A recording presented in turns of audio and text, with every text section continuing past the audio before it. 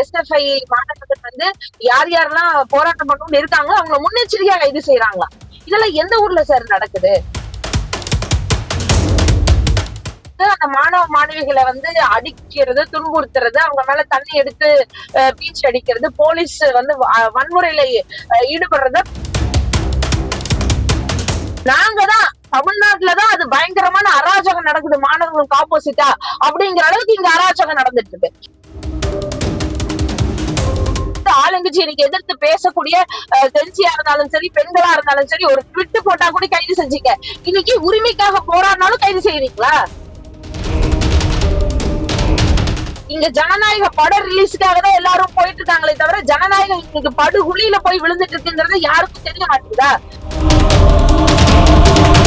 உங்களுடைய எதிர்கட்சி தலைவர் இன்னைக்கு ட்வீட் போட்டிருக்காரு. ஆளுங்கட்சியில் இருக்கக்கூடிய சிஎம் அவர்கள் என்ன பண்ணிட்டு இருக்காரு? அவர் வாய் திறந்து பேசினாரா?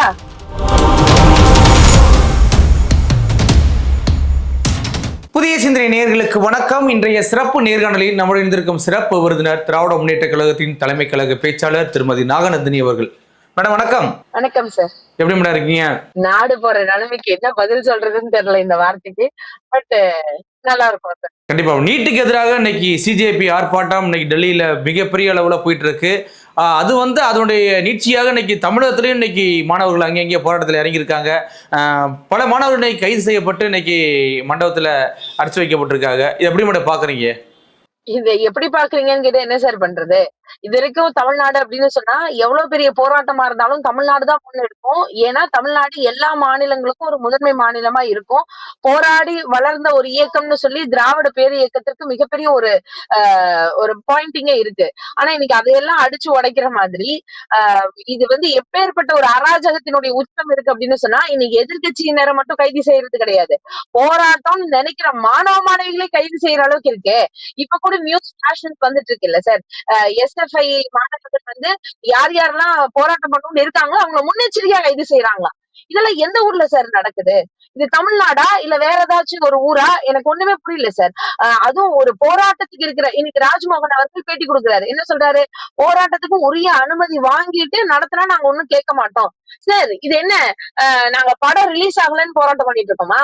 இல்ல ஏதாச்சும் ஒரு நடிகரை பார்க்கணும்னு போராட்டம் பண்ணிட்டு இருக்கோமா? எங்களுடைய வாழ்க்கை, மாணவர்களுடைய வாழ்க்கை இன்னைக்கு வந்து ரொம்ப மோசமா போயிட்டு இருக்கு. அதுவும் நீட்டு வேணாம்னு சொல்லி கூட டெல்லியில இருக்க மாணவர்கள் கேட்கல. நீட்டு குளறுபடி நடக்குது, அதை சரி செய்யுங்க.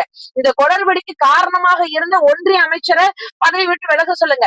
அதை விட இந்த நீட் எக்ஸாமுக்காக கஷ்டப்பட்டு ப்ரிப்பேர் பண்ணி படிச்சு அந்த மன அழுத்தத்தினால உயிரிழந்த அந்த 19 மாணவ மாணவிகள் அந்த குடும்பத்தினருக்கு ஆளுக்கு ஒரு கோடி கொடுங்க அப்படின்றத கேட்டுதானே அங்க போராட்டம் நடக்குது. அப்பேற்பட்ட போராட்டம் நடக்கக்கூடிய அந்த இடத்துல மிகப்பெரிய அளவுக்கு அந்த மாணவ மாணவிகளை வந்து அடிக்கிறது, துன்புறுத்துறது, அவங்க மேல தண்ணி எடுத்து பீச் அடிக்கிறது, போலீஸ் வந்து வன்முறையில ஈடுபடுறத பார்த்துட்டு தாங்க முடியாம தமிழ்நாட்டுல இருக்கக்கூடிய அதாவது ஜென்சின்னு சொல்லிட்டு இருக்காருல இன்னைக்கு இருக்க முதலமைச்சர் ஜோசப் விஜய் அவர்கள், ஜென்சி எல்லாம் எங்க பக்கம் தான், ஜென்சி தான் தாவேக்காக்கு ஓட்டு போட்டாங்கன்னு. அதே ஜென்சிஸ் தான் எங்களுக்கான உரிமை வேணும், எங்களோட சகோதரர்கள் டெல்லியில ஜந்தர் மந்தில அந்த மாதிரி பிரச்சனையில இருக்காங்க, அவங்களுக்கு நாங்க ஆதரவு தரோம் தானே சார் இங்க போராட்டம் நடக்குது. நியாயப்படி பார்த்தா இதுக்கு பெர்மிஷனே நீங்க கேட்க கூடாது. நீங்க வந்து போலீஸ் பந்தோபஸ்து கொடுக்கணும், வந்து நீங்க பாதுகாப்புக்கு நிக்கணும்.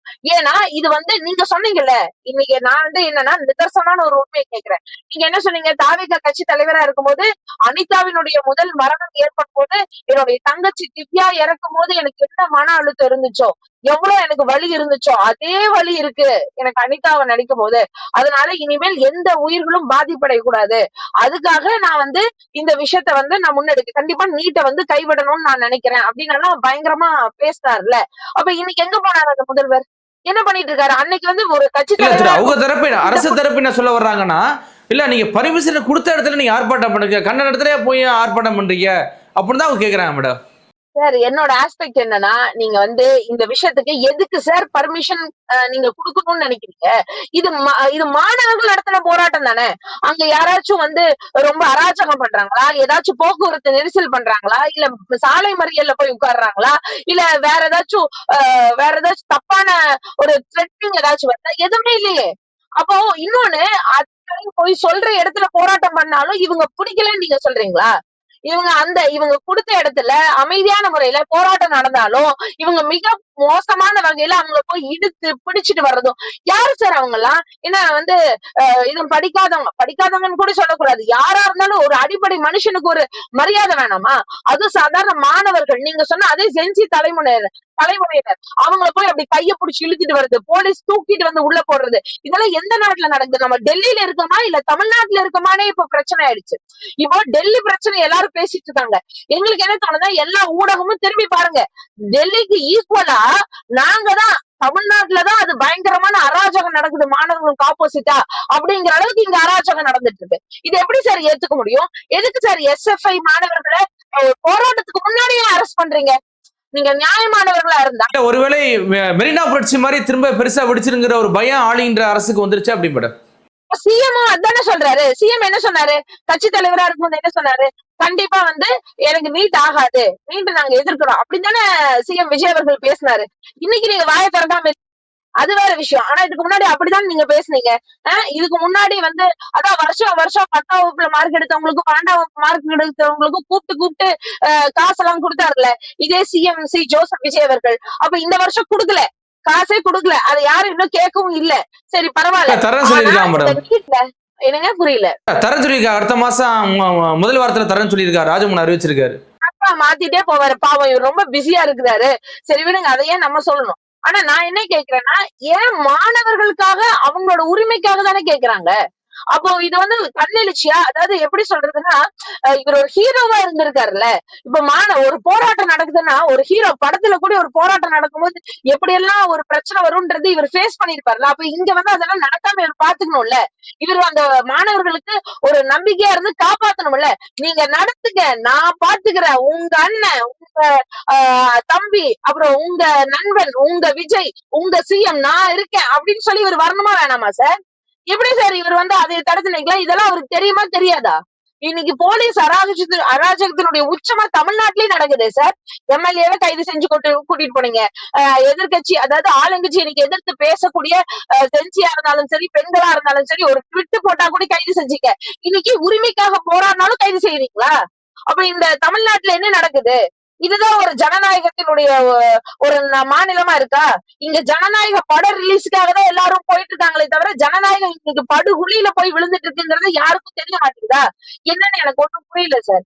இன்னைக்கும் நாளைக்கு 23 ஜனநாயக படம் வருமா அப்படின்னு எல்லாரும் பார்த்துட்டு இருக்காங்க.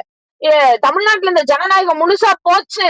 இங்க ஒரு சுதந்திரம் இல்ல, ஒரு தனி மனிதனுக்கு இருக்கக்கூடிய அடிப்படை உரிமைகள் போயிட்டு இருக்குன்னு சொன்னா இப்ப யாருக்காச்சும் புரியுதா இல்லையான்னு தெரியல. இன்னைக்கு செஞ்சி தலைமுறையிலேயே யோசிக்க ஆரம்பிச்சிட்டாங்க சார். இந்த முதல்வர் எதுக்குமே பேச மாட்டாரு போல இருக்கு.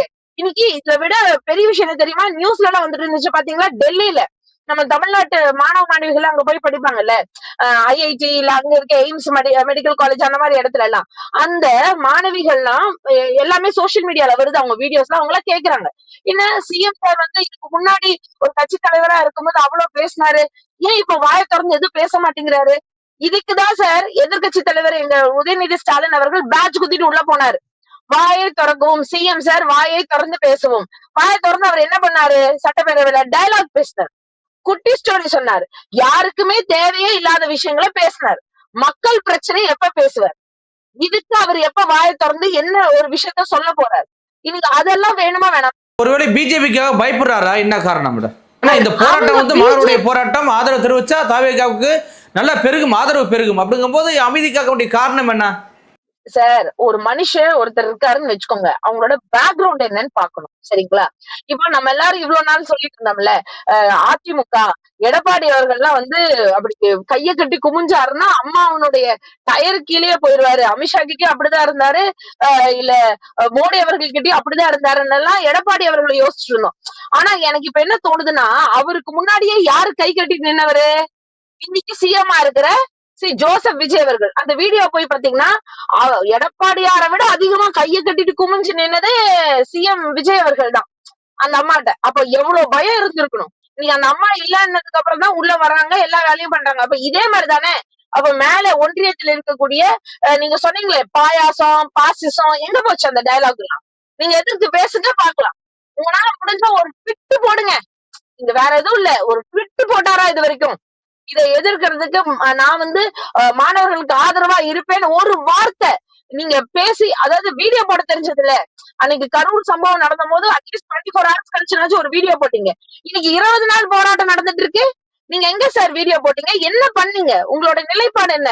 நீங்க சொன்னீங்களே அன்னைக்கு ரொம்ப பெரிய கெத்தா பேசதான் நினைச்சேன். 5 நிமிஷம் நான் பேசுனதுக்கு கொத்து புரோட்டா போட்டாங்க குளத்தூருக்குன்னு சொன்னீங்களே, அந்த மனுஷன் ஸ்டாலின் அவர்கள், அவரு இன்னைக்கு எம்எல்ஏ கிடையாது, எதிர்கட்சி தலைவரா இல்ல. ஆனா எங்க கட்சியினுடைய தலைவரா நின்னு அவர் இந்த பிரச்சனை எல்லாம் நடக்கிறதுக்கு முன்னாடியே சோனம் வாங்சு வந்து உடம்பு சரியில்லாம இருக்கிறாருன்னு தெரிஞ்ச உடனே எங்களுடைய கட்சி பிரதிநிதியா அண்ணன் ராசா அவர்களை போய் அங்க சந்திக்க சொன்னாரு, அந்த விஷயத்துக்கு ஆதரவு கொடுக்க சொன்னாரு. இதுதான் சார் திமுக. இன்னைக்கு ஆளுங்கட்சியா இருக்கக்கூடிய தாவேகாவுடைய நிலைப்பாடு என்ன? என்ன நிலைப்பாடு? மாணவர்களோடு இனி போராட்டம் பண்ணக்கூடாது, தூக்கி போட்டு ஜெயில போடவங்கள. போராட்டம்னு அவங்க யோசிக்கிறதுக்கு முன்னாடி அவங்களை தூக்கி ஜெயில போட்டுரு, வேலை முடிஞ்சிருச்சா? இதெல்லாம் என்ன ஒரு அராஜகத்தினுடைய உச்சமா இருக்கு சார்.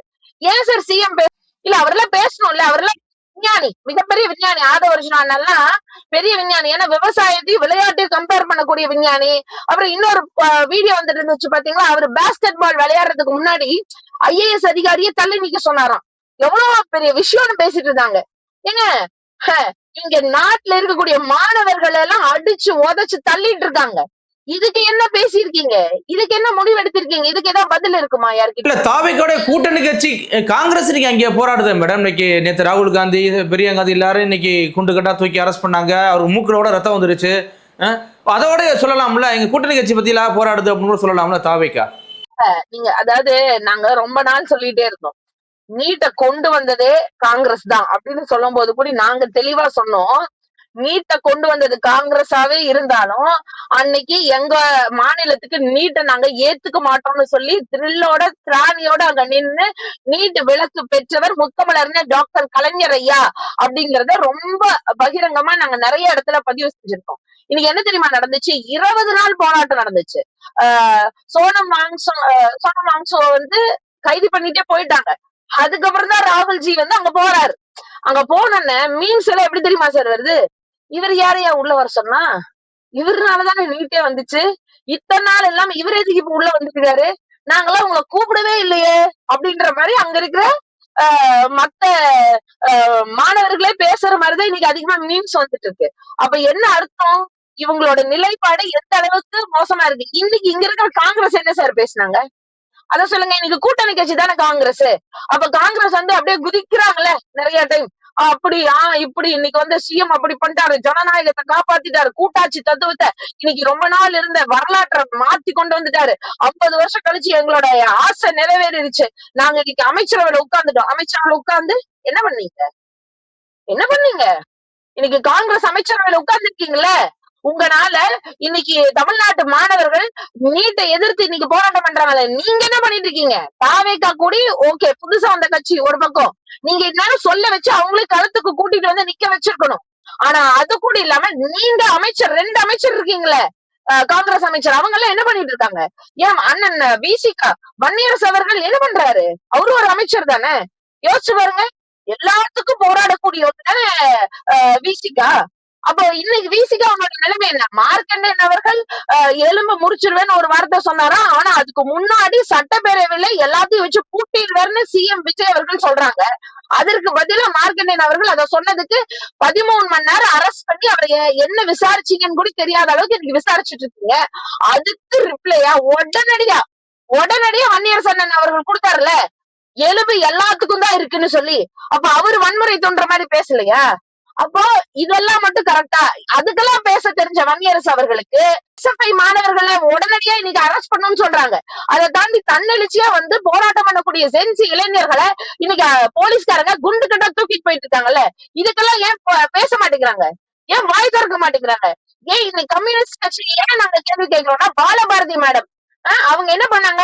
இதே ஸ்ரீவைகுண்டம் எம்எல்ஏ இன்னைக்கு தூத்துக்குடியில மார்க்கண்டேயன் சார் பேசுறதுக்கு இவ்வளவு கோவம் வந்து எல்லாம் அரெஸ்ட் பண்றீங்களே, அன்னைக்கு ஸ்ரீவைகுண்டம் எம்எல்ஏ சரவணன் அவர்களால ஒரு பொண்ணு தான் வாழ்க்கையே போச்சுன்னு சொல்லி பிரஸ் மீட்ல பேசுது, சிஎம்எல்க்கு கம்ப்ளைண்ட் கொடுக்குறாங்க, அமைச்சர்களுக்கு கம்ப்ளைண்ட் கொடுக்குறாங்க, கவர்னர்கிட்டயே போய் கம்ப்ளைண்ட் கொடுத்துட்டாங்க.